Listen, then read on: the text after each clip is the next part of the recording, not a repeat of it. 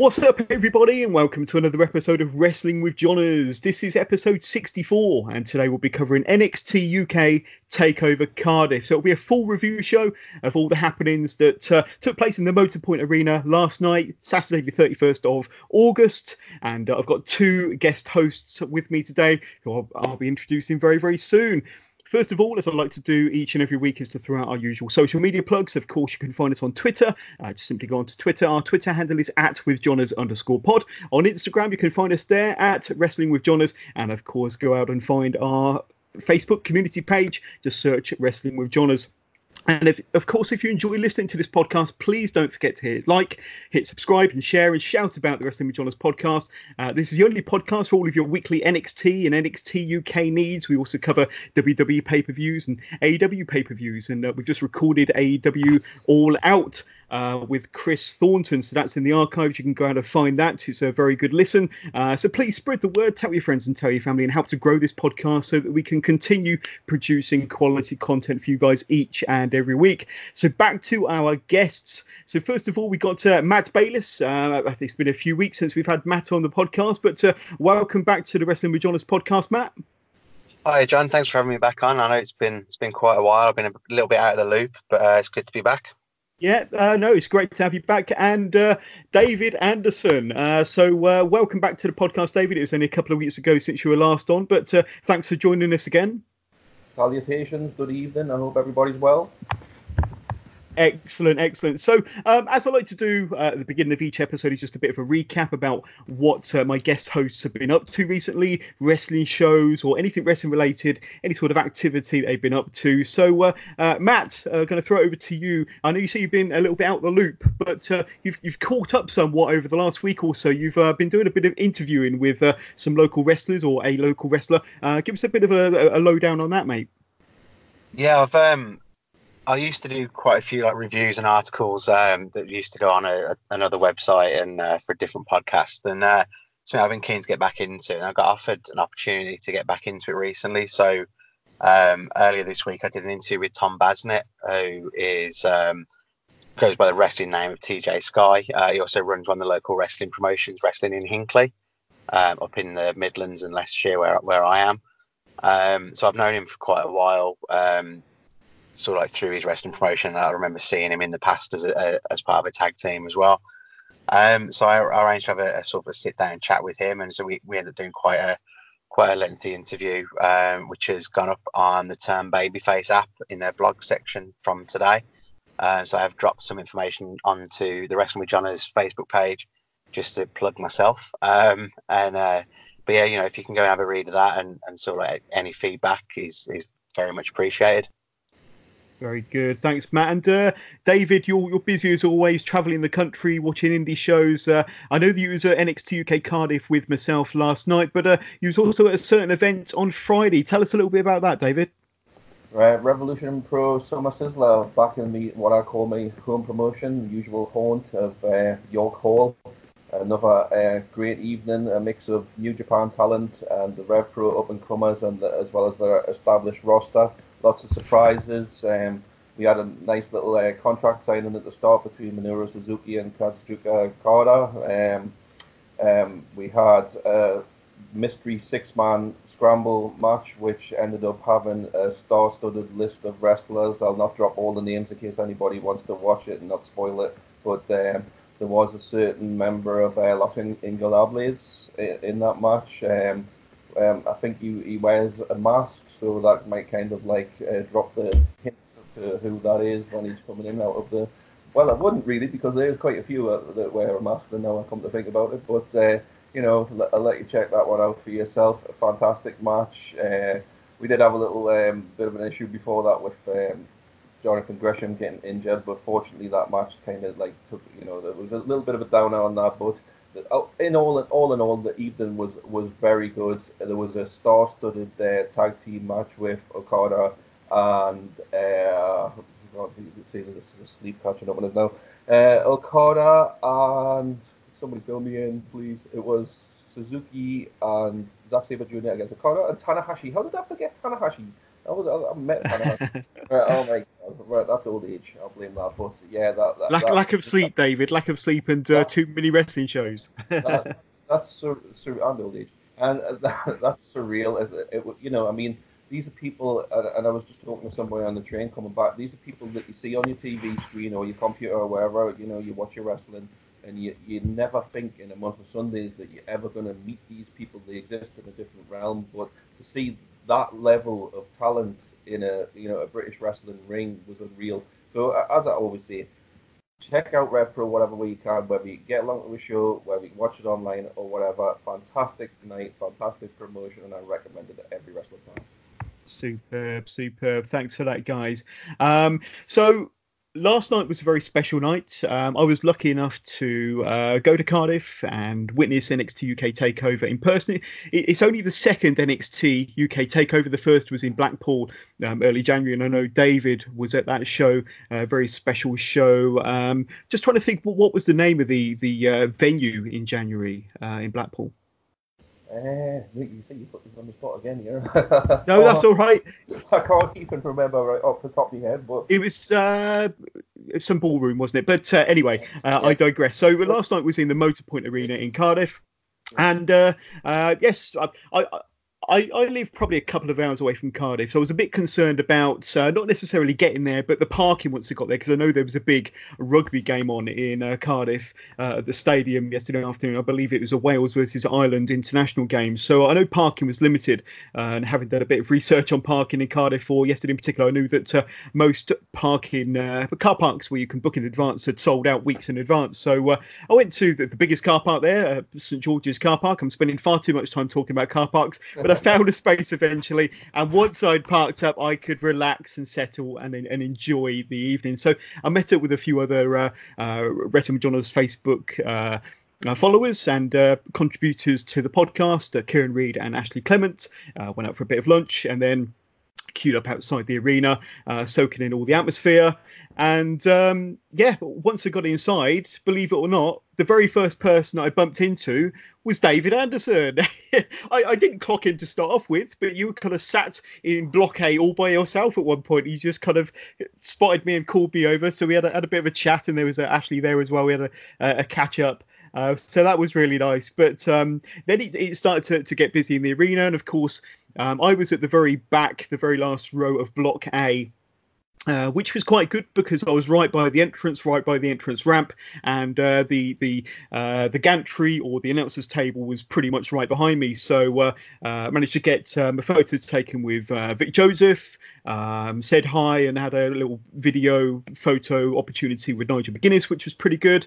And also when the crowd were quiet during the event, during the show last night, you could actually get a little bit of commentary from Nigel and Vic behind me, and it was almost as if you were watching it on the TV. But the only downside to being on the floor in block A, and especially being a shorty like me, was that when the action did pick up, everybody stood up, and you couldn't see very much. So being by the barrier was quite good because you could hang over the side and see the ring. But like I say, the atmosphere inside the arena last night was absolutely electric. I was saying to David and Matt off air that from beginning to end, it was just electric. Chanting, singing, and I think, the WWE, when they come to the UK, they know they get a different atmosphere, but for an event like a takeover, it was something different altogether.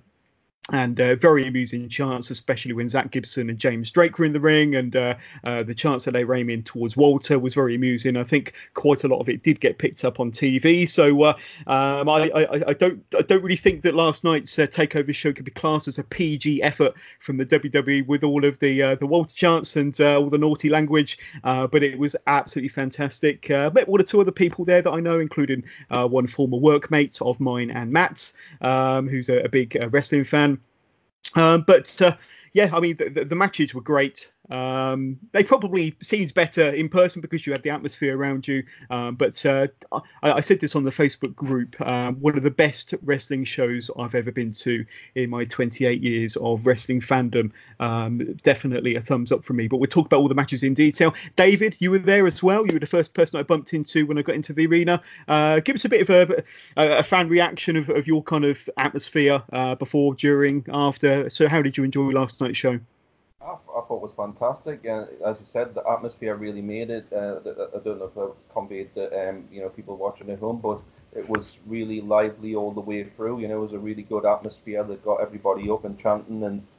And my only little bugbear that I had just a few yards away from yourself by the barrier was that due to them not having like a sloped ramp or anything like that set up, you couldn't really see any of the wrestlers as they came out from my vantage point. Aside from that, I love the venue. I love the atmosphere of it. As I said, I like the whole takeover stage setup and whatnot. But it could have benefited, I think, from a ramp. I thought the matches were good to fantastic, depending. There wasn't anything that you could see was bad. It all progressed storylines. It all progressed characters and then feuds and whatnot, and helped establish a lot of wrestlers that may have been maybe overlooked by some fans or even by people backstage who now getting a look at them and saying, wow, this guy or girl can really go, and maybe we should give these people a second look. And hopefully, now going forward, I mean, we're hearing now rumours of an NXT UK getting on their, TV as well as like the main US brand. So, if that could happen, then maybe we'll get to see even more of these stars and they'll get more opportunities. Yeah, absolutely fantastic. There were a couple of matches before the main show, of course, and they were recorded for this week's NXT UK TV show on the network. The matches were Rhea Ripley versus Piper Niven, and it was advertised on this week's NXT UK that Cassius Ohno was going to be fighting Jack Gallagher. Now, I'm not sure what happened to Jack, whether there's some sort of angle that they filmed behind the scenes that we'll see this coming Wednesday, but Cassius Ohno's opponent turned out to be none other than Sid Scala. And I don't mind talking about these matches now. I mean, the Rhea Ripley Piper Niven match was good. It was what you'd expect, two strong, powerful, physical individuals going up against one another, with Rhea Ripley going over. But the match that really stood out to me was Sid Scala versus Cassius Ohno. I mean, David, I don't know if you agree with me, but he had everybody willing him on, chanting him on, and it was a real kind of scrappy underdog story. I mean, Sid Scala, wow, give him a bit of a run as far as I'm concerned. I think he's done a good job as Johnny Saint's mouthpiece. I loved that pre-show match. What about yourself? Yeah, definitely. I mean, he went from the outhouse to the penthouse, didn't he? And there was a lot of people there that or sort of like who when he came out, despite the fact we'd seen him on TV with Johnny Saint as his kind of second and more of a spokesman for him. But they had the match obviously, and people were kind of, well, who's this guy in the shirt that's wrestling Cassius? Where's Jack? And then by the end of the match, everybody was jumping up on their feet for every 2 count and thinking, and they're shouting Sid, Sid, Sid, and you really got yourself over in that match. I mean, I was aware a little bit, and I mean only a tiny amount of Sid previously when he kind of did a bit of a Del Boy gimmick on the Indies. But if this is an idea of like where we're going with Sid, and if they don't capitalize on that, then they're fools, because obviously the UK audience have got another underdog to cheer for, much in the vein of former like Drake Maverick, Spud kind of character, or any of these smaller undersized wrestlers. But it was a really good match, and you really felt like he might get an upset, and it was a nice little pleasant surprise, because when we didn't get Jack, we thought, well, it might be a bit of a letdown or just a rush job, and that's not what they gave us at all. They gave us like a thoroughly entertaining match. Yeah, it really was, and that'll be everybody's on full view on Wednesday on the WWE Network, of course, on this coming week's NXT UK. But going to the main card itself, the first match of the evening was Noam Dar versus Travis Banks. So Noam Dar got a really good reception from the fans in Cardiff, despite the fact that he was playing the heel in this match. It was great to see Travis in a takeover match after being ambushed by Jordan Devlin prior to his scheduled match in Blackpool in January, ultimately being replaced by Finn Balor, as we all know. In this match, of course, Banks floors Noam Dar to the outside with a running soccer kick from the ring apron. Travis Banks then gets crotched on the top rope, allowing Noam Dar to hit a clothesline from the middle turnbuckle, getting a 2 count in the process. After a snapmare into the ropes, Travis starts to favour his shoulder. I think it was his left shoulder, which Noam Dar starts to work on throughout the match. Both wrestlers trade cross-face submission holds before Dar drops Banks with a Fisherman Buster for another 2 count. Dar catches Banks off the middle turnbuckle, applying a knee bar onto his opponent. And then Noam Dar drop kicks Banks to the outside before throwing Banks into the ring steps, eventually getting a 2 count back inside the ring from a stiff clothesline to the back of Travis Banks' neck. Travis nails a double stomp off the middle turnbuckle, getting another 2 count before catching Noam Dar on the outside with a well-executed dive through the ropes.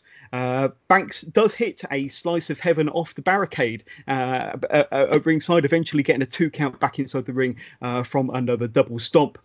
Banks goes for another slice of heaven, only for Noam Dar to cleverly kick Travis, kick his feet or kick his legs out of the ropes, allowing Dar to act quick with his Nova Roller finisher, hooking the leg, getting the 1, 2, 3 and the pinfall victory for Noam Dar. So this was a really good match to kick things off, to kick the main show off at Takeover, and a match that I honestly wasn't looking forward to, or being particularly looking forward to heading into it. However, I loved it, and it turned out to be a very fast-paced, quite a technical back-and-forth match between these two, with Noam Dar getting the victory. So starting with yourself, Matt, what did you think of this opening match to Takeover Cardiff? Yeah, I quite enjoyed it. I think I was sort of still settling down. Like the kids were playing me up at home. I think my ongoing gimmick for today is going to be that I wasn't there, and you guys not jealous at all. But yeah, I think earlier in the match it didn't really seem like it flowed all that well to me. Watching it on my laptop, but I think it did pick up pace, and then it did end up being quite a good match. Both these guys, I'm a little bit on the fence with. I've seen Noam Dar a lot over the years. One of the first sort of like indie wrestling shows I went to years ago in Wolverhampton, it was him against Johnny Storm. And I thought he was really good then. But then I'm a little, with other people progressing and moving on, it's I'm a little bit on the fence with the character and everything. But hopefully this is a good platform for both of them to kind of move on. They've had that takeover match now, and hopefully we'll see more from them going forward. David, what were your thoughts on this opener? I 1,000,000% agree with what Matt said there. It's like I've had a lot of experience of Noam Dar matches over the years, going back to like ICW, and he was in the 0G division and whatnot, and he was really mechanically good, and he had interesting matches that made sense then, and he was like a real standout performer, and you could see him being a star. But then he, like in PCW, he seemed to like fall into a bit of a comfort zone, like with his routine and like working over. He used to use what they call the champagne super knee bar then, and he would like work over for that, which was all well and good. But then sometimes he would like have these matches and he wouldn't even work the leg, and then he'd just go for that finish, and you knew it was kind of rinse and repeat. You knew what you were going to get with him, and a lot of fans there pegged him as like this mega star, and I could never really like kind of see it, much like Matt. And now I think I've kind of trained my brain to kind of switch off to his matches, but if they're going to give him this like obviously cocky, underhanded character, then hopefully that'll give him an extra thing that people could latch on to. One positive thing I will say, that despite my kind of indifference to it, there was a lot of fans around me that either were unfamiliar with Noam Dar, unless you were like a Progress fan or indie fan or whatever, but they were like, oh yeah, that was a nice move that he did there, and that was good. And so the people were like, at first they'd been a lot like myself and kind of indifferent to the match and like, oh, let's get through this kind of thing. But towards the end they were like, oh, this guy's got something to offer, and he's doing some nice moves, so I'll pay attention to this. So it's a nice match for what it was, like a nice way to like open the show. And I felt a little bit sorry for Travis. He's kind of lost some traction. I think he needs a bit of like kind of character development. I mean, we've seen in Progress in places what he could do as a heel, and he just needs that extra layer. I think they're both mechanically like solid wrestlers, but they just need that extra something to connect them to the fans. And hopefully, in Dar's case, this heel character might do that for him. Yeah, I totally agree. I'm quite enjoying Noam Dar's heel character of late. But I agree with what you're saying regarding Travis Banks. He just needs that extra layer, that little bit of more of a personality on screen. Looks like a very well accomplished wrestler. And going back to what you said about him in progress, being a heel, I think that works a lot better for him. Whether we'll see a heel turn in the future is yet to be seen. Then we see Cesaro backstage, who has issued an open challenge to anyone in the NXT UK locker room, and it looks as though Ilya Dragunov has stepped up to take the challenge for Cesaro's open challenge. So the next match is Ilya Dragunov versus Cesaro. Now, for days we've been speculating about who Cesaro might fight in Cardiff, and personally, I was pleasantly surprised that it turned out to be Ilya Dragunov. These two both have a stiff, no-nonsense approach when it comes to wrestling, and both are more than happy to take any sort of punishment that they're willing to dish out onto one another.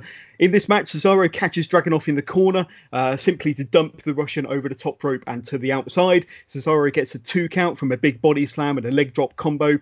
Dragunov then gets caught up in the ropes, allowing Cesaro to deliver his big swing for what seemed like 20 or 30 big swings, and the fans were thoroughly enjoying that. Got a massive ovation from the fans in Cardiff. Dragunov connects with a swinging lariat for another 2 count. Dragunov then drops Cesaro down to the canvas, quickly following up with a well-placed dive through the ropes on the outside before getting a 2 count from what seemed like a bit of a coast-to-coast, corner-to-corner drop kick there. Cesaro then hoists his opponent up into a gorilla press, connecting with a knee on the way down before dropping Dragunov with a solid European uppercut. Then this elicits, are you watching a Vince McMahon chants, which I think happened 2 or 3 times throughout the night, David. Quite amusing chants, but yes, that was one of the chants of the night, and that was when the action was at its hottest, and I think they were possibly aiming the chants because Cesaro was doing such a stellar job last night against Dragunov that maybe it needs to be used a bit more on the main roster, and I think we all know that is the case. Dragunov then drops Cesaro hard into the corner with a Death Valley driver into the turnbuckles. Dragunov then attempts to capitalise on his efforts with a senton from the top rope, getting a close near fall in the process. Then Dragunov goes for his Torpedo Moscow, only to be caught with a brutal pop-up European uppercut before the match ends with Cesaro hitting his neutralizer finisher for the pinfall victory. So that match looked as though it hurt. Certainly it hurt Dragunov. Cesaro re-entered the ring, looking as though he was about to attack Dragunov for a second time, only to shake his hands in a massive show of respect. So that was a really good match. I think the fans loved it. I certainly loved it. 2 really tough, hard-hitting wrestlers, like I said at the beginning, that don't mind taking a bit of punishment and dishing it out as well. David, I'm going to start with you. Cesaro versus Ilya Dragunov. Usually these takeover shows, whether it's the US version or the UK version, normally have 5 matches, but this was a 6th match, so added an extra match to the card. What were your thoughts on this one? Absolutely bleeping loved it. It was absolutely fantastic. And one of my favourite matches of the night, along with the main event. And it's hard to say whether like the tag match was better in its own way or whatever, but for me, I absolutely loved it. I was kind of wondering whether they'd mesh well together, but they both got that physical style, and I was so pleased for Dragunov that people got to see what he's really capable of. I mean, people who've watched him in progress have seen the kind of killer matches that he's had with Walter, really physical, hard-hitting matches, and this was another one like the Sid Scala match where I love these type of matches where even the loser wins because the person is built up so well in the match. The getting the offense, getting to be competitive. Everybody expects Cesaro to come in and win because it's his debut. But again, they made it look like right up until that last second that maybe Ilya might pull off an upset. He's a fantastic wrestler, and I hope this leads to like a storyline or opportunities for him. Because he could be facing Walter again, and I'd be all for that if Cesaro doesn't beat him through that, which I'm imagining that's where they're going with this. And again, it was waking the sleeping giant for Cesaro because he's been on that main roster and to and fro from tag teams to whatever singles matches and things, and just every time he seems to be heading towards that brass ring that he talked about so long ago, and everybody wanted them to see enter that main event field. He's never really managed to make that final leap, but hopefully on NXT, just like everybody else is, he'll be better utilised. So I absolutely loved the match. I'm definitely going to go back and watch that again when I'm not so tired, at least once. And, all power to both of them. It was fantastic, and I encourage everybody to check it out at least once. Definitely. I said on the Takeover Cardiff preview show, the prediction episode a few days ago, that Ilya Dragunov needed a star-making performance, and I think this possibly was that star-making performance. It was great to have him on a Takeover. Matt, I think you agree with my sentiments there, but what were your feelings on this match and the individuals involved? Yeah, I definitely agree with you on that. I think I messaged you as soon as the match was over, saying that that's pretty much what you were saying on the podcast last week that he needed. But yeah, I really liked it. I was interested to see who would go up against Cesaro, and I think they definitely made a really good choice with that. It was a really good match. So like with you mentioning about it being hard hitting, it looked painful. My daughter was watching some of that with me, and I've tried to explain to her in the past that they're not really trying to kill each other, and she was sort of sat on my lap going, they are hating each other. Look, that hurts. So it was definitely putting it across that way throughout the match. But yeah, I mean, I really liked it, and agree with what David said as well, that even in loss, Dragunov looked really good in that match, and hopefully that's going to be something to propel him forward in the next few weeks. Definitely. One match we were all looking forward to going into Takeover Cardiff last night was for the tag titles. So, as we're all aware, Webster and Andrews fought their way into this match with wins over Mark Coffey and James Drake on previous episodes of NXT UK, setting up what is being billed as a kind of a true Cinderella story for the boys from South Wales. So it was obviously Gallus versus the South Wales subculture, Mark Andrews and Flash Morgan Webster, versus the grizzled young veterans, so David's favourite tag team. So just want to get your thoughts, kind of your expectations and your feelings going into this match, starting with yourself, David. What were your thoughts on this three-way tag match ahead of last night before the match took place? It's funny, that I should actually overlook the fact that it was in Cardiff and these are boys done good, with Flash and Mark Andrews, but obviously I was biased in wanting the veterans to retain because I absolutely love their gimmick, and I love the chance that inflicted upon them, shall we say, and it was no exception last night, was it? We had the usual chance for Gibson and for James Drake, and he's come along. I absolutely love seeing where he's come from, the Blackpool Blondes, and he's physically reshaped himself. He's having fantastic matches, whether it's singles matches he had the other week against Flash to build this match that was coming up at their Takeover, which was a really good match in itself, and he had all of the different elements of the teams outside fighting amongst themselves. I really enjoyed the match. It really kept you guessing again, who was going to win, and even towards the end, it looked like Gallus might sneak in the back door while everybody was focused on the Welsh boys and the grizzled young veterans, battling it out and maybe steal a win. It was kind of starting to look like that. But, a fantastic feel-good moment for Wales, who, absolutely exploded at the result. And I've met Mark Andrews and Flash, but I've met Mark Andrews a few more times, and they're absolutely, lovely fellas, and it's fantastic to see them, getting their first, big championship belt on a NXT or NXT UK, and I'm really looking forward to where they go with this, with the tag team division, and hopefully they'll build even more teams to come up against them, but never overlook the veterans. Yeah, absolutely. But some of the key spots during this match, because it was one hell of a match.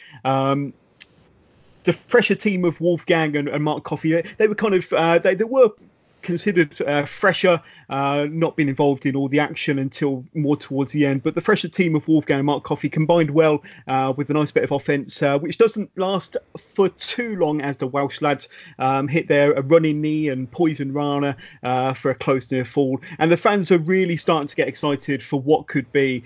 Coffey then gets bundled to the outside before Andrews hits a shooting star press from the top turnbuckle onto the heels on the outside. Mark Andrews then reverses a suplex from Gibson into a stun dog millionaire, allowing Webster to drop a senton from the top, getting another close near fall in the process. James Drake then connects with a drop kick in the corner. Gibson hits a helter skelter, and Drake drops his 450 splash for another close near fall. And Andrews kicking out with only millimeters to spare on that exchange. Things then break down in the centre of the ring between all 6 superstars until Wolfgang catapults Webster into coffee, with Webster managing to hit a destroyer. Then, with Wolfgang hoisted up onto Gibson's shoulders on the outside, Drake comes crashing through the ropes with a huge dive, turning Wolfgang inside out with their own version of the Doomsday device. Andrews then hits a double stun dog millionaire onto James Drake and Zach Gibson. Webster connects with, I think it was a 630 in the corner, but as the referee goes to count for 3, Gibson pulls the ref to the outside, risking disqualification for his team. The grizzled young veterans then manage to hit their ticket to mayhem on Webster, but as Gibson goes for the cover, Andrews comes flying off the top turnbuckle with his fall to pieces onto the back of Gibson. Andrews places his partner onto Gibson, and the referee counts to 3. So we have new NXT UK Tag Team Champions in the form of the South Wales Subculture in what was a very emotional time in the Motorpoint Arena for the 2 local boys in an excellent match, an electric atmosphere, a great moment, and from beginning to end it was 20 minutes. So start with yourself, David. You were there. Fantastic match, great atmosphere for the local boys, and it was a real good Cinderella feel-good moment for the underdogs that had to fight their way into the match and put on the match of their life, it has to be said. Definitely, you pretty much summed it up. Fantastic, moment for everybody, whether they were from Wales or from outside. It's great to see this young talent getting pushed, as NXT is, that's their forte to do. Disappointed for the veterans, obviously, but I'm sure they'll bounce back in whatever way. Whether I can't see them breaking up anytime soon. Hopefully, they'll stick together for a bit longer. Ironically, Helter Skelter just comes up on my screen and TV as I say that. But Gallus, they seemed a bit overlooked in the match. They did do some. They weren't going to be flashy. They did some the meat and potatoes of the match, and they didn't need to be flying around. That was for Mark Andrews and Flash to do. But yeah, I really enjoyed it. Really good match. Kept the momentum going of the night. You went from Cesaro and a physical match, and you got a much more high flying. Keep you guessing, kind of a bit outside the ring. A lot of high flying, a lot of sort of physical action, a lot of underhanded stuff, as you'd expect from the GYV. But yeah, good stuff.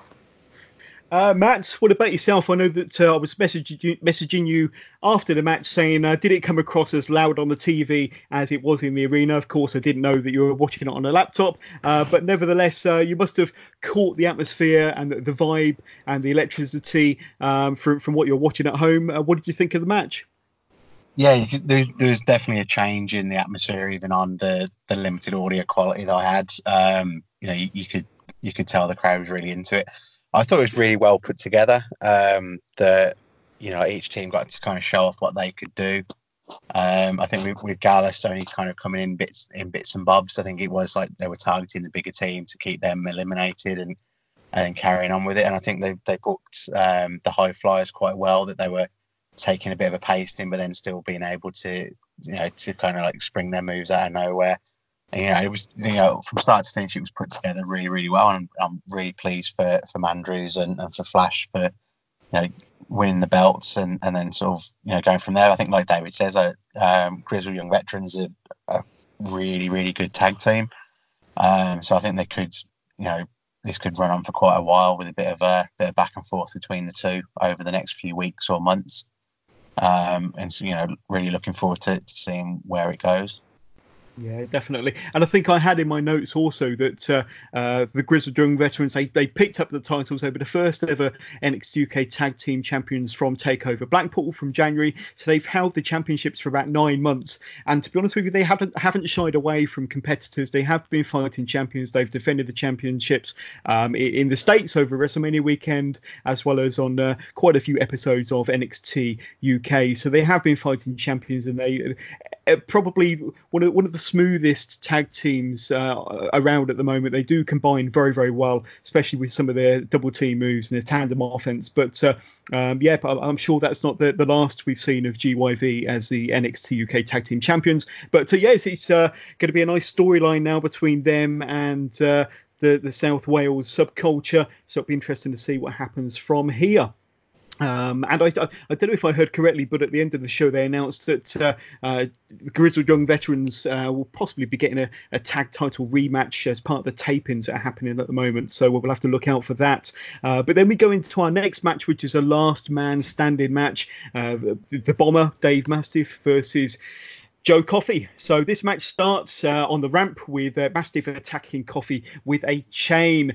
I say ramp, it wasn't really much of a ramp, as David explained earlier on. Then Mastiff launches Coffey into the turnbuckles, causing the top rope to come away from the ring posts, allowing Mastiff to use the turnbuckle and the rope as a weapon. Not sure whether that was planned. It possibly was planned. I'm sure they loosened all the ropes before this match. All I know is that Coffey hit those turnbuckles damn hard when the top turnbuckle came away, of course.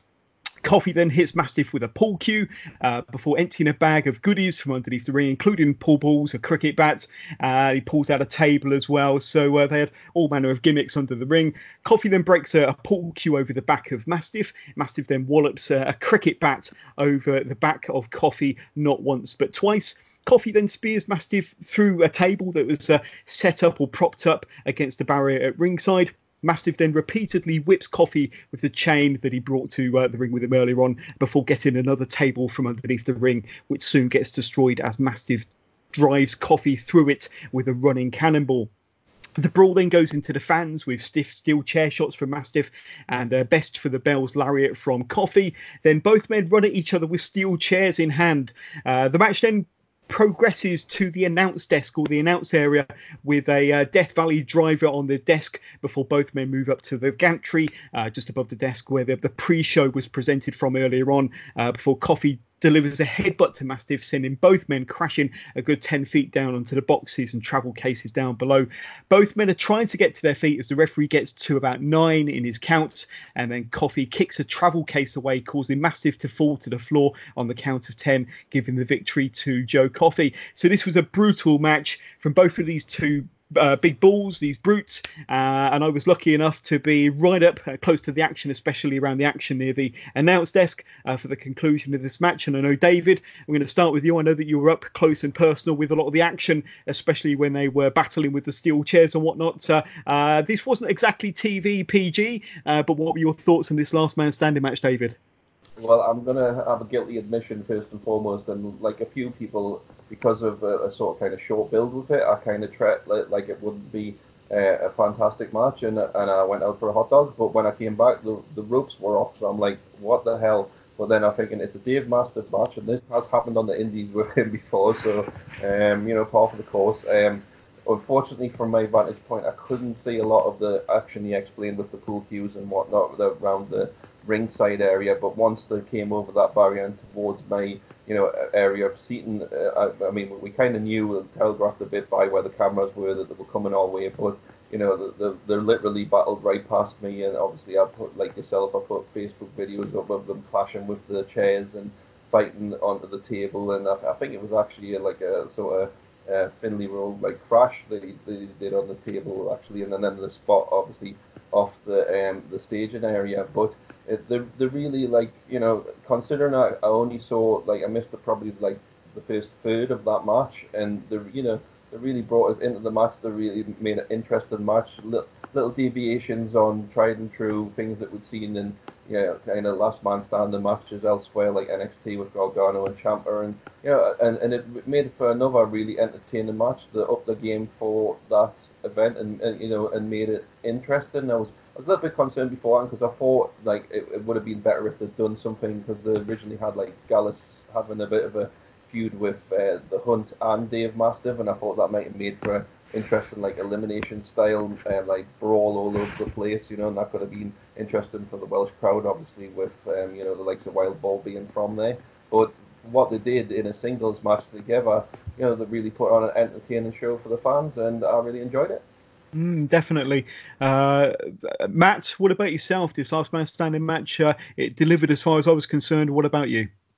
Yeah, I really liked it, and I think actually by being at home and watching it, I probably had a good vantage point for all of it, more so than you guys maybe. But yeah, it was hard hitting from the start. I think when the top rope broke, there was that kind of like momentary pause, and I'm still not sure if it was meant to happen or not, but they quickly got on with it. And but then when it went outside, like with the pool cue shots and especially the cricket bat shots from Dave Master, I was wincing, and I'm pretty sure my shoulder and kidneys hurt after them as well. So, but it was good. I mean, they did something different with it, which is, what as wrestling fans we always moan that we want to see more of.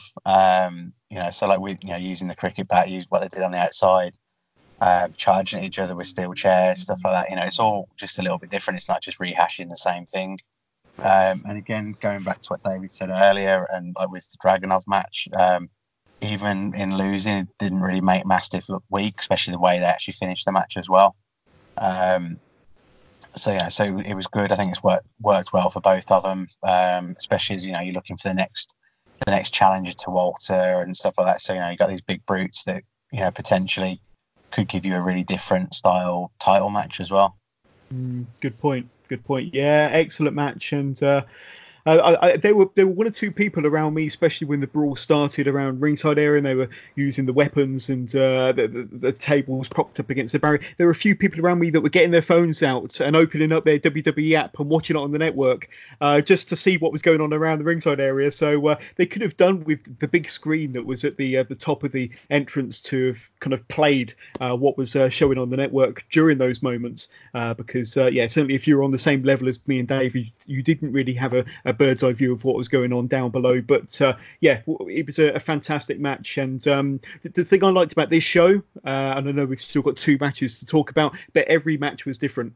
Every match had its own feel and its own vibe and style, and I think you get that a lot from takeover matches, whether it's takeover from the US or from the UK. You do get different matches. And one criticism for AEW, and probably the AEW fans are going to kind of roll their eyes at me, but having just reviewed All Out from last night, just about every single match on that was pretty much the same, with the same spots, the no selling and the unnecessary risk taking. Every match seemed very, very similar, whereas every match last night did have their own footprint, which was refreshing. Then we get a glimpse of Welsh wrestling favourite Tegan Knox in the front row, having just fully recovered from a knee injury suffered at last year's Mayan Classic. It was later announced that she'll be making her NXT UK debut at the Cardiff tapings over this weekend. Another welcome addition to the already stacked women's roster on NXT UK. And I've said time and time again that the NXT UK women's division is possibly the best under the WWE banner, and possibly one of the best rosters of women in the world. But adding Tegan Knox to it is definitely a welcome addition, and you can kind of fantasy book so many fantastic matches there with Tegan Knox against the likes of Kaylee Ray or Rhea Ripley, Toni Storm, Piper Niven. But speaking of Toni Storm, that brings us to our next match, which is for the NXT UK Women's Championship. Current champion Toni Storm going up against Kaylee Ray. So out of all of the matches on the Takeover card last night, this is the one that had probably the best build to it, in my opinion, largely because of Kaylee Ray's excellent microphone work, her excellent promo ability, appearing to have won the war of words and getting inside the head of the champion before the match even started last night. So before we start talking about the action in the ring, kind of what were your thoughts going into this big championship match, certainly with the build and the promos from Kaylee Ray, and kind of the psychological warfare from Kaylee Ray in particular. Starting with you, David, this was obviously a match you were looking forward to. You're a big fan of Toni Storm, I think we all know that, but how excited were you, and what were your thoughts going into this one? I'm a big fan of both women, to be honest with you. And, if Toni was going to drop the belt, then I'm glad it was to somebody with, her ability. I wasn't surprised, unlike the tag team match earlier, that the title changed hands. I mean, obviously, Toni's been champion since the back end of January, or whatever it was. And so that you're talking about 7 months that she's had that belt. Where she goes from here, I mean, as you said when speaking about the promos, it's never been Toni's strongest suit. I think that's a part of her game that she still needs to work on. But she's 24 years old. I mean, imagine how good she's going to be by the time she's 34 and a whole game. But last night, it was a little strange for me going into the match. It was a little strange for me, like the way they built that match.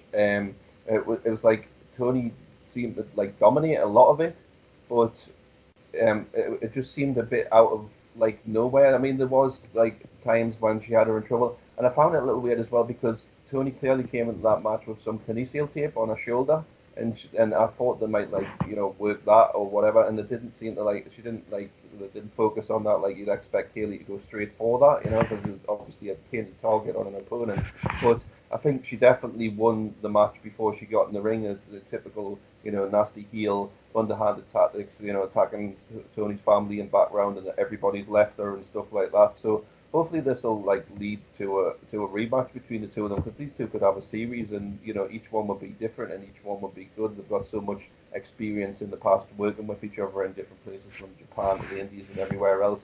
I'm actually pleased, as I said, if Tony was going to drop the belt, obviously I'm disappointed for that. I'm not going to like make any secret of that. But if she had to lose to somebody like Kaylee Ray, then that's ideal. And there's a lot of women on the NXT UK roster that are capable of being champion, but not always like fleshed out the characters enough. And in very short order, Kaylee has fleshed out a character, of this, friend that's been spited, and it feels like Tony's like ruined their friendship, and now she's gonna ruin her by taking the shiny, the very most important thing to Tony. And it's been a great storyline that's been built in pretty short length of time, but it's give people a reason to care about the match. And for anybody that's not familiar with Kaylee Ray, it's kind of hot shot at that as well. So I look forward to the next chapter of it, and I look forward to see if Tony's gonna do something differently psychologically to kind of block out Kaylee's mental tactics. But it was a good match, and a little bit of an odd finish I found because of the fact that Tony dominated probably about 2/3 of it. But a good match, and looking forward to more in the future. Yeah, just to go through some of the key spots of the match, Kaylee Ray hit a glory bomb for a close near fall partway through the match. Kaylee Ray then hoists Toni Storm onto the top turnbuckle, but it's Storm who ends up hitting a German suplex, bringing Kaylee Ray off the turnbuckles from the middle rope down to the canvas. Tony then hits a low pay onto Kaylee Ray on the outside. Kaylee Ray then delivers an excellent flip off the top turnbuckle onto Toni Storm on the outside, with Kaylee Ray connecting. But not only just as she appears to kind of land on her head almost. It was a flip off the top turnbuckle, but it wasn't terribly well executed. Kaylee Ray very nearly doing herself a mischief off of that move. Kaylee Ray then drops Storm across the top rope before nailing her gory bomb finisher, hooking the leg, and gets to 1, 2, 3. So it did kind of end rather abruptly. I think it only went about 8 or 9 minutes, so it's definitely the quickest match of the night. But the one thing that struck me, certainly watching it back on the network this morning, was Toni Storm seemed very emotional, was visibly seen crying during the match, and I don't know if that was because of the psychological warfare going into it. I did read an interview that Toni Storm did a week or so back, saying that she has been suffering with an injury. I think it was a shoulder. So that could be playing a part. So maybe the match was short because of that. But we have a new NXT UK Women's Champion. Going over to yourself, Matt, first of all. What were your thoughts on this match, and the thoughts on our new champion? Yeah, I really enjoyed the build for the match. I think, like you said at the start, it's it had the most build out of all the matches. And I'm quite pleased that Kaylee Ray's got the title. She's someone that I've followed for a long time. But the match itself was a little bit odd. I think, like David said, the finish was kind of out of nowhere and didn't really befit what had gone before it. Although the actual finish itself, with like the gory bomb onto the top rope and then following with another one for the pin, was a good finish. But yeah, it just didn't seem right. I noticed as well, so like watching it, where Toni Storm was getting emotional, when Kaylee Ray was slapping her at one point. So potentially there might have been, because she's injured, that it might have been sort of like shortened and that. But yeah, it just seemed a bit strange, especially after how good the build was, that the actual payoff of the match wasn't that great. Yeah. And David, what What did you think of this one? I know you covered it in some detail, but what were your thoughts on the conclusion of the match and kind of the emotional aspect as well? I mean, I don't know if you noticed from your vantage point or having watched it back, Toni Storm getting quite emotional in the ring, whether that was part of the storyline or was she in pain, or what do you think that was because?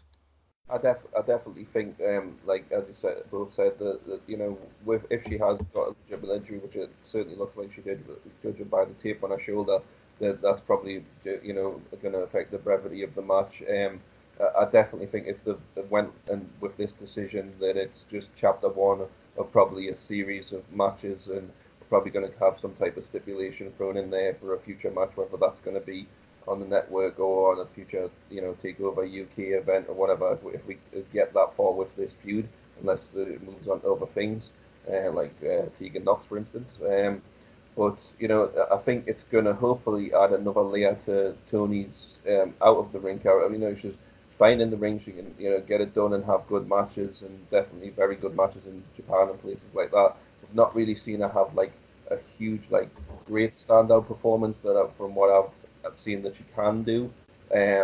Hopefully this will be like the start of the mind games not working so much anymore, and when she does come back, it's like a new kick-ass kind of Toni Storm, take no prisoners, and it has Kaylee on the back foot as every heel champion should be once the face comes back for retribution of you kind of disrespected my family, and now I'm gonna take it out your ass whether or not I get the belt back or not. So hopefully that'll be the next chapter, and looking forward to that, and then we'll see where we'll go with Kaylee Ray's title reign from there. Hopefully she'll have a good run with the belt as Toni did, and got a very, very strong division to back that up, and plenty of options for contenders and people to be built. So looking forward to that as well.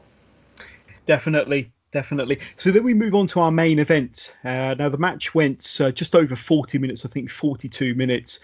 And I think it blew everybody away. It didn't seem like it was a 42-minute match because it didn't drag for one moment, let me tell you that. But it was current WWE U.K champion Walter versus the first ever UK champion Tyler Bate. So this was another match that had an excellent build to it going into Cardiff.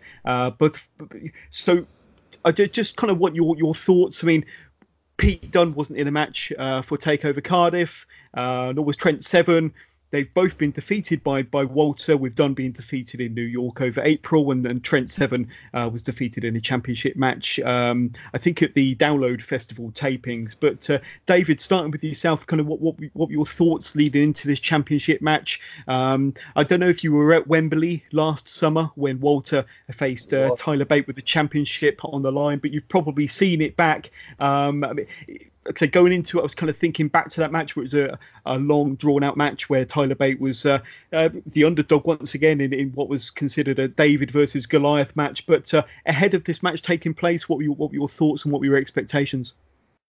Well, a lot of the time, as I said before, that a lot of these matches, I thought they might have went in a different direction. I thought we might have seen Trent built up towards a match with Walter by running through Imperium, or at one point I thought they might have done the same, like there was a kind of little early push for Jordan Devlin in that same respect, but unfortunately he lost in the first step against Alexander Wolf, and anybody who knows the history of Walter and Jordan Devlin knows that they can have like thrilling matches. OTT fans know that, but Tyler, obviously he's coming back. He's got revenge on his mind, for the absolute pasting that he took from all of Imperium, especially Walter, destroying them with those power bombs against the post and the apron, and just absolutely decimating them. The match itself, oh my God, it was grueling, and when I use the word grueling in the absolute best way possible. There was actually a point where it was about 30 minutes in, and it seemed longer to me, but in a good way.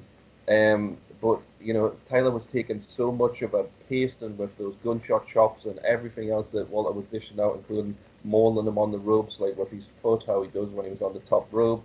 And I got to the point where I actually said out loud, please stop killing these corpses, because he was taking an absolute thrashing in that match, and you wondered when he was going to get the comeback. And it was an absolute war of attrition, and an absolute blinder of a match. And I put as much on Facebook that any wrestling fan, regardless of whether your preferences are AEW or Impact or whatever, go and check out that match. It was a fantastic build. It was a fantastic story. The underdog battling back against this behemoth of a champion, that seems unstoppable and has an Imperium behind him. We didn't have any interference from either of the factions of British Strong Style or Imperium or anybody like that, which, really let you focus on the match. And, Tyler took the absolute whipping that I've ever seen him take, and that covers quite a bit of ground in different matches. And Walter just seemed to be out to end any, discussion of him even having a chance. And it was absolute war, and I absolutely loved it.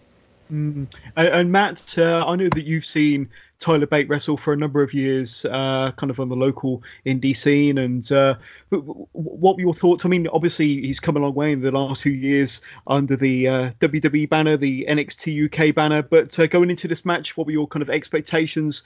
What were your thoughts with these two individuals? I was expecting a good match. I was definitely expecting interference one way or another, and I thought that's how they'd probably sort of like bring the match to an end. So I was pleasantly surprised when you didn't get any of that, and it was just literally a slugfest between the two of them.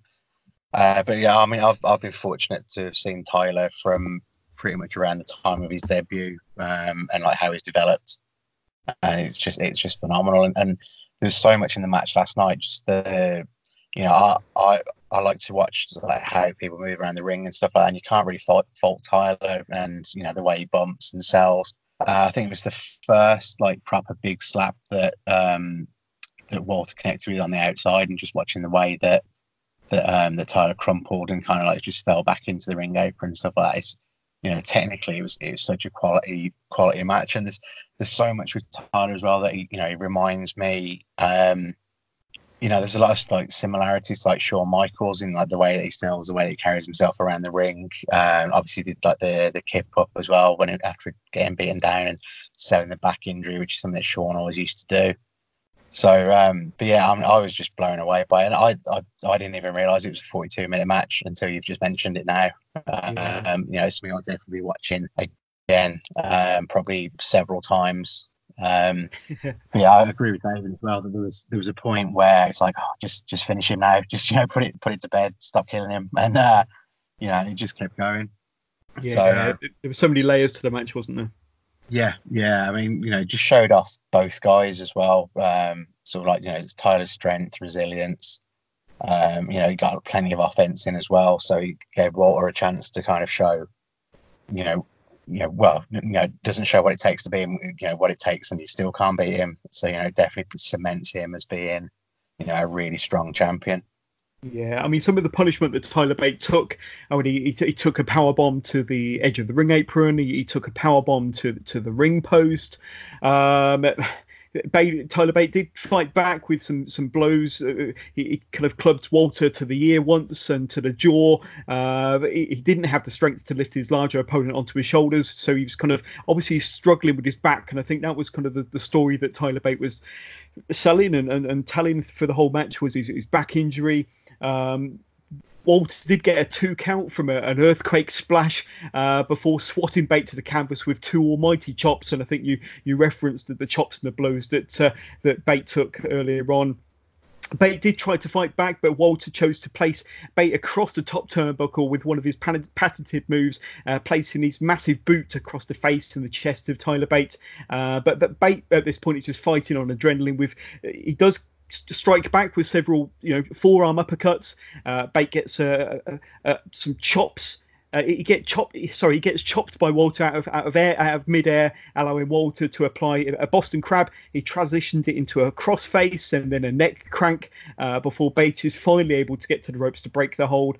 There's several failed attempts from Tyler to get Walter into a vertical suplex, but he does manage to hit the suplex in the end. Bate manages to execute an exploder suplex in the end. He gets a 2 count from a running shooting star presser. There's so much action in this 42 minutes. The fans were really into it. There's so many chants. This is wrestling chants, and this is awesome. Bate snaps away at Walter's fingers at one point, so taking a leaf out of Pete Dunne's book. The fans are really willing Tyler on to overcome his much larger opponent, and there's some back and forth action with Bate refusing to give up. Even after 4 or 5 huge chops to the chest, he kind of tries to fight back, and he really hulks up and gets back to his feet. Bate does manage to power Walter onto his shoulders finally for what seemed like a burning hammer, I think it was. But Walter rolls to safety to prevent the cover from Tyler Bate. Bate then nails Walter with 2 consecutive dives to the outside and manages to execute a delayed bridging German suplex, getting a 2 count in the process. Bate eventually connects with his Tyler Driver 97 with Walter just kicking out. Bate gets another 2 count from a corkscrew planter off the top turnbuckle. Bate then delivers lefts and rights. However, Walter chops and boots Bate back down to the canvas before clamping on a sleeper, which Bate somehow powers out of. Walter then nearly kills Bate with a half and half suplex on the ring apron, but Bate still manages to kick out after a big splash from the top turnbuckle. Bate then kicks out of Walter's powerbomb on the 1 count, which that kind of got everybody up onto their feet. But even with that rush of adrenaline, it wasn't enough to combat the next move, which was a huge running lariat from Walter, turning Bate inside out. Walter then covers, hooking the leg, and gets to pinfall to retain his WWE U.K champion. So, like I say, my commentary does not give the match, does not do the match any justice at all. It went 42 minutes. It was an incredible match, it kind of set out a challenge to any promotion out there, to be honest with you, to say that NXT UK is to be taken seriously in that main event. Definitely puts NXT UK on the map if it wasn't already. But Matt, I'm going to start with yourself. That main event, it was incredible. I think it had everybody believing at one point that Tyler Bate could do it. But Walter, he's just a different beast altogether. Yeah, I mean, it's difficult to do it justice, really. So if you haven't seen it, go and see it. Pay $9.99 for a month of the network just to watch that match. It's definitely going to be well worth your money to do. But yeah, it had everything. It had sort of like technical wrestling, it had hard hitting, a little bit of high flying, it had all the drama, it told a story. It ticks every box that us wrestling nerds really want to see in a match. And then if you look back over sort of like some of the other UK Championship matches, so obviously like Tyler Bate against Pete Dunne, then Pete against Joe Coffey, Pete against Walter, then this one, just that handful of matches have all been absolutely top draw. Stellar, and as an example of what the UK or European wrestling scene can offer, what better advert do you want than that? Definitely. And David, what about yourself? Not only about the match, but kind of the message that NXT UK sent out to the rest of the wrestling world last night. Definitely, and I mean, all night long we had, are you watching Vince McMahon? But maybe are you watching Chris Jericho? Because, I mean, he said on Twitter, jokingly, I'm sure, and then just the usual, winding everybody up that Chris Jericho does so well, that he didn't know anybody on the NXT UK roster. Well, I hope he knows them now, because Walter couldn't and Tyler Bate couldn't have given any more of themselves. It even got to the point, as deep as both the movesets can run, that I was kind of like, what else can they do to each other? And it also reminded me very much of a different style of wrestling, very much the fighting spirit style of New Japan, where you've got 2 wrestlers absolutely abusing each other, and it's basically like, can you take this abuse? And and as Matt said, that Tyler sold it so well, and you just absolutely felt for him, to the point where fans towards the end were just like, just finish him, just get it over and done with, But absolutely stupendous match, great storytelling, great selling, as Matt also mentioned. I didn't get to see a lot of what Tyler did from my vantage point when it comes to the mannerisms and whatnot. But if Matt says that it's Shawn Michaels, I mean, what higher praise can you get? For the king of selling and mannerisms and just the little nuances. And I think that's what makes like NXT and NXT UK special. The think about the little things that not necessarily the main roster has time to even consider. Like, they've got the time to build these events. They've got there's 5 or 6 NXT events a year. There's even less with the Takeover, so you've got that time to build things and let things breathe. But it's the little things in the matches and the character, the little selling points and what Tyler did in that match, and the little things that make you connect with these characters. Whether it's Marcel Bartel being a complete jerk and these sneering mannerisms, and the little things, the humanisms, if you will, of these matches, and that help the fans connect with these people instead of just wrestler A versus wrestler B in black trunks. Absolutely stupendous match. None of us can do it justice in words. You need to watch it. Definitely. And Tyler Bates, his performance last night was out of this world, and the punishment he took and the effort that he gave, and as you both said, the selling was just phenomenal. And I think if you've got any young up-and-coming wrestlers, not that I'm an expert at all, but I think if you go out and watch that match and watch Tyler Bates work last night and his effort, his performance, and the selling, the body language, the mannerisms, he has it all there. And was he 22, 23 years old? Imagine how good he's going to be in 5 years' time if he's already that good now. It's just mind-blowing. Let's hope that he sticks close to Triple H or to Jim Smallman, because they certainly know how to use him behind the scenes. But a fantastic main event. Couldn't have asked for any more. And an excellent show. So just overall, kind of sum up the night as a whole, all 6 matches or 8 matches if you include the pre-show, your experience in the Motorpoint Arena, David? It was a smorgasbord, and it's like every good event. I think wrestlers and fans say the same thing. It should be like a tidal wave of momentum where you have a nice opening match that gets the crowd that used to the kind of atmosphere that we're going to have, and we had a really good crowd for that, like all night. They managed to stay energetic through a long evening, and how these shows can be, including the pre-show and everything else. But you had different styles of matches, from high flying in the tag team match to absolute brawls with Mastiff and Coffee, and just all different styles. And then you had the emotional match of the women's championship match. Can Tony overcome these mind games? Apparently not this time.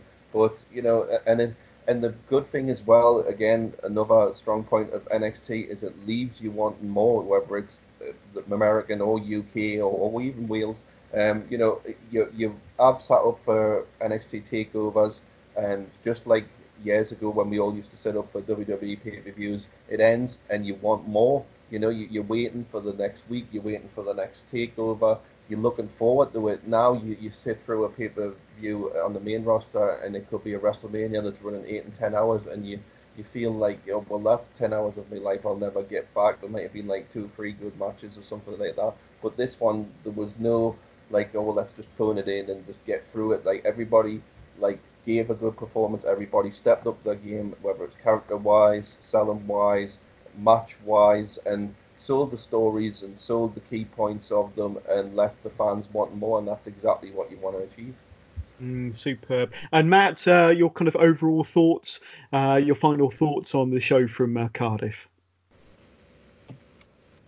Just fantastic, really. There's the couple of matches that I wasn't necessarily looking forward to that much, but nothing really disappointed. The stuff that I was looking forward to, went above and beyond, like the tag match and the top main title match were so far beyond what I expected they could be, and to be fair, I did have quite high expectations for them. So it was especially the main event, I was on the edge of my seat watching that. I was really glad I'd got the kids to bed by then, so I had some peace and quiet for 42 minutes. I'll definitely be watching the event again, and then looking forward to where storylines develop in the next few weeks as well now on the back of it. Definitely. No, a fantastic show. Definitely a show that I could watch 2, 3, 4 times over and still not get bored with it. But that pretty much draws an end to this episode. One thing I do want to kind of say, just to cap off that, I know that Pete Dunne and Trent Seven came out to give Tyler Bate a drink of water and kind of a help up out of the ring and backstage. And that was a nice little touch.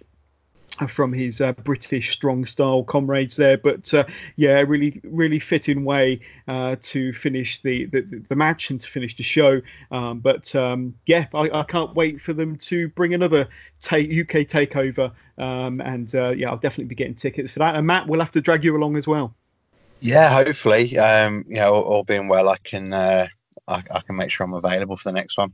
Definitely. But thank you, guys. I really appreciate your help. Before we go, I know we did a bit of a plug session earlier for yourself, Matt. But David, Matt, do you have any social media that you want to throw out there to our listeners in case they want to get in touch with you and say hi? Matt, have you got any social media? I've got social media. I can never remember my addresses. I think Twitter and Instagram. I think I'm at Matt316. Correct. No idea why I've chosen that. And then obviously on Facebook, I'm normally popping up in the Wrestling with Johners page anyway. So you can always find me through there and reach out and have a chat or tell me I'm wrong or tell me I'm right, whatever you want to do. Excellent. And David, do you remember any of your social media handles? I know I'm Mechamaniac on Twitter. I'm very rarely on there, but just occasionally. More commonly find me on Turn and Heel, where we talk about the different elements of the business and what's annoying us and what we love as well, much like Wrestling with Jonas as well, and we kind of have a little back and forth between both pages and try and help each other out and build this great thing that we call wrestling. And aside from that, NXT generation for people who want to see what's going on in the wacky world of NXT and NXT UK and just the comings and goings and the hirings and the firings and and everything that comes from the Gold brand. And very, very occasionally I might be posting the odd picture on Tony Storm Unleashed. So yes, Tony Storm fans. That's building a good following, isn't it? You got a good number of followers on that page already. And a very different group on there. Yes, we won't go into what, but anyway. So if you do watch the network special of NXT UK from Cardiff last night, just look down the left-hand side of the aisle by the entrance, and you'll see some very handsome guy there with a baseball cap and a Wrestling with Jonas t-shirt that occasionally hangs over the side to annoy the wrestlers as they're making their entrance. And I did get caught on camera once or twice, so look out for me there.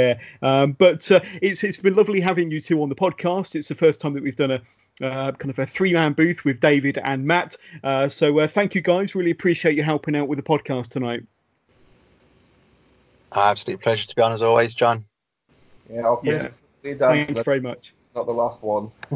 No, it will not be. But there we go. So keep it tuned to the Wrestling with Jonas podcast for all of your weekly NXT and NXT UK updates. And if you've enjoyed listening to this podcast, please don't forget to spread the word. Tell your friends and tell your family. And let's get even more people listening to the Wrestling with Jonas podcast. I'll be back again on Friday, where I've got Dan Grantham with me as a special guest host. And we'll be talking about NXT and NXT UK. And I think NXT UK this week will be the pre-show matches that were recorded ahead of Takeover Cardiff, featuring Sid Scala and Cassius Ohno, as we mentioned earlier, and Piper Niven versus Rhea Ripley. So lots of good action to look forward to there. On NXT, I believe this week Adam Cole is going to be putting his title on the line against Jordan Miles. So that should be another fantastic match to look forward to. But in the meantime, enjoy the rest of your weekend. What's left of it, go out and check our AEW All Out review with Chris Thornton and myself, which dropped earlier on this afternoon. Another good listen there. But thanks to Matt, thanks to David, and thanks for listening. And catch up with you all again soon.